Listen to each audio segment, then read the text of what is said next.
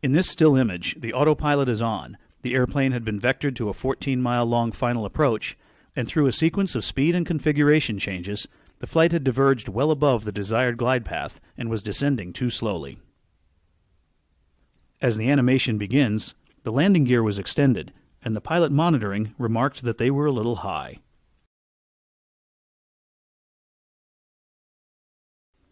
The pilot flying said he would descend more, and selected 1,500 feet per minute descent rate in the autopilot.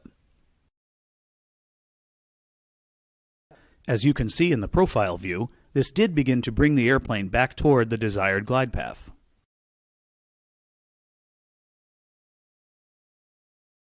However, about 6 miles from the runway, the selected descent rate was set back to 1,000 feet per minute. The airplane was still well above the desired glide path. The selected altitude was changed to 3,000 feet to prepare the autopilot in case a go-around was needed. The airplane passed the 5-mile point near the final approach fix about 400 feet higher than desired, and the crew began slowing the airplane.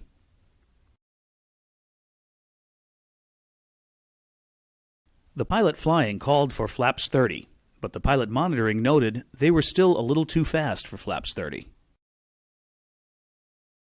The pilot flying switched the autopilot to flight level change mode, which did not help with the descent and resulted in the airplane initiating a climb to the 3,000-foot altitude that was previously set. To prevent the climb, the pilot disconnected the autopilot and retarded the thrust levers to idle. This resulted in the autothrottle transitioning to hold mode. In hold mode, the autothrottle does not control airspeed.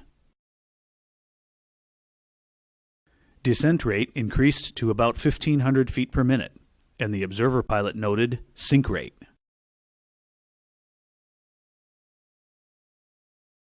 About 1.4 miles from the runway, the airplane descended through the desired glide path and slowed through the target approach speed.